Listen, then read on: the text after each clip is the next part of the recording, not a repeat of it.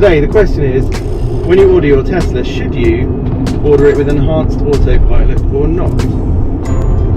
I think for most people that's probably the hardest decision when buying their Tesla.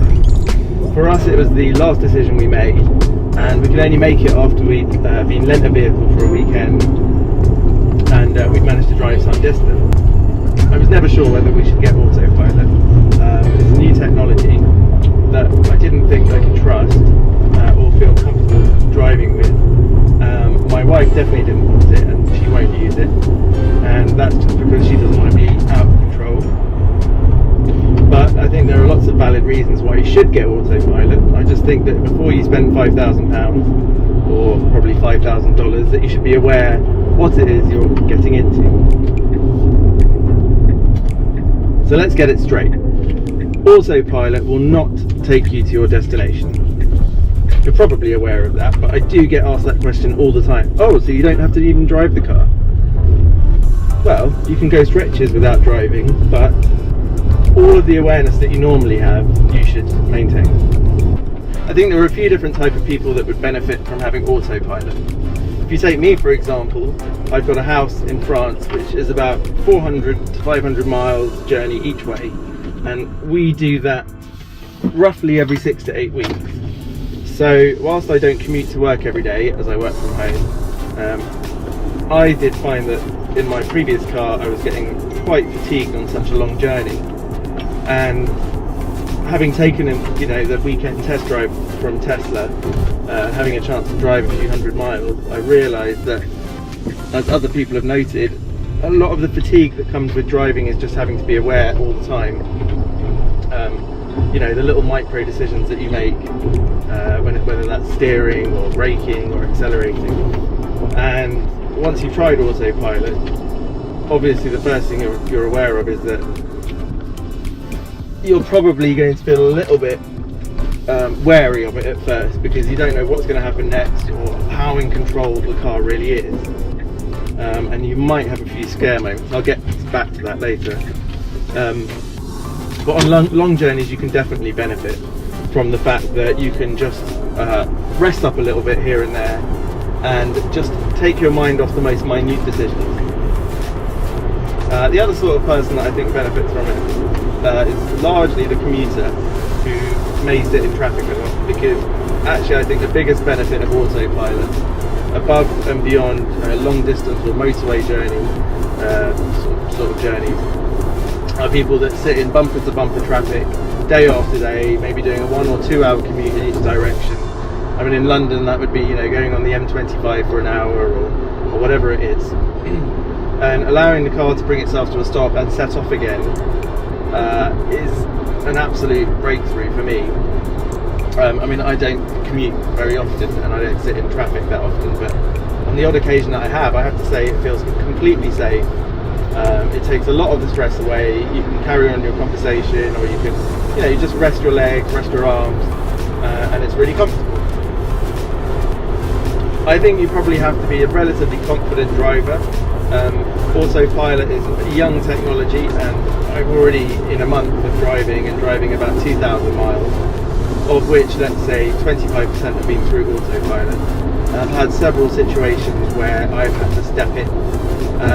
And by that I mean the car has decided to come to, or to slow down drastically on the motorway, let's say from 75 to 55 miles an hour, and your first instinct is to grab the wheel, put your foot on the brake, funnily enough, even though you're slowing down already.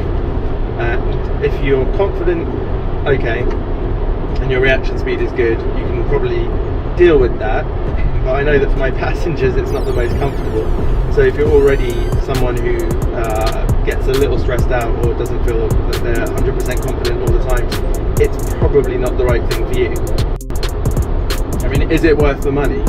£5,000 as an option is quite expensive, but let's put it a few ways. Firstly, if money is no object, then I would just have the car specced up like that anyway, because if you could decide to do it later, it's going to cost you an extra bit of money. They generally charge about 20% extra over the initial asking price to activate it later. And secondly, when you want to sell on the car, you may have someone looking to buy who definitely wants autopilot, so you might as well have it from the beginning. You don't have to use it. It's you're not going to accidentally turn it on. I think it depends on your philosophy as well when it comes to why you're buying a Tesla. For me, I'm buying a Tesla not just for environmental reasons or cost reasons to do with not using diesel or petrol, but I completely believe in the sort of future of the automotive industry as one that can innovate, make our lives easier, be better for the environment. And I think Autopilot is a good step in the right direction. It's going to create a lot of research and development, and probably give us a lot more toys over the next 5 to 10 years. If the Tesla is already a bit of a stretch financially, then you can leave it off the list. It's possible to spec up a Model S probably for around 70 or 75,000, depending on your currency, and the extra $5,000 or so on Autopilot is quite a large commitment financially. If you know you're never going to use it and you're not worried about when you come to sell it, then perhaps leave it, or do what I did and ask Tesla to borrow one for a weekend or even longer. They may be able to do that for you. Whilst I think the term Autopilot may be promising a little too much and maybe delivering not quite as much as that sounds like, at least it's seamlessly integrated into the car.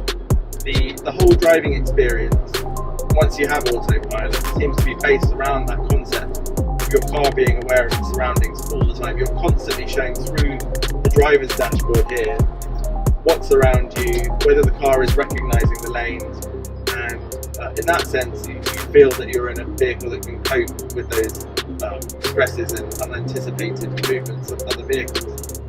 And I have been on occasion cut up by someone else coming in from the other lane a bit too quickly, and the car has dealt with it really well, slowing down not too aggressively, just enough, and I was aware of it from the screen in front of me. And secondly, it's seamlessly integrated into all the controls that you have around the steering wheel, and especially if you're used to cruise control and having to use something to turn on cruise control, the fact that all you have to do is pull this back twice and you're in Autopilot. And then from that moment, what you have to do is stay aware of what's around you, obviously, as you would if you were driving. But also the car is going to make you aware and sort of keep you awake and alert to what's going on, because it's going to ask you to make a movement of the steering wheel every so often. And I think what's been a good decision is that these aren't set intervals, so you don't know exactly when it's going to happen. But it will come up on the screen asking you to hold the steering wheel or to put light pressure through the steering wheel, and all you have to do is just jog the steering wheel slightly and you can carry on. If you didn't touch the steering wheel, the car will give you several alerts, it will make noises, and at that point, to be honest with you, I'm not sure what it would do if you didn't touch it. I'm not willing to do that for the sake of the video unless I can find some sort of private road to do it. What's the best thing about Autopilot? It's definitely doing this when other people are driving past you, because frankly half of them haven't got a clue what you're driving or how you could possibly be going at 70 or 80 miles an hour on the motorway without any hands on the wheel. It's great fun. Another upside of Autopilot is speed control. Don't forget, you don't have any engine noise in this car, obviously, and it's too easy to go too fast in this car. It's got an enormous amount of power. It does it so silently, and apart from with most of the initial acceleration, the car doesn't make you feel as if you're being pushed back too far into your seat, so you can very easily lose track of what speed you're doing, although it's written for you there in big white font. So Autopilot, you just set it, just let it go for you. So overall, I think if you're someone that wants to be at the cutting edge of what's going on in cars, if you're a confident driver, if you do long journeys relatively often, or you commute every day and you sit in traffic, or you just want to see what it's all about, you definitely won't regret spending the extra money.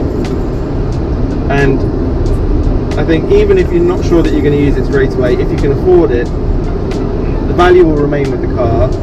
It will be cheaper than doing it down the line if you change your mind, and you never know. Given a few weeks in the car and a few test sort of missions on Autopilot, you might love it. I do.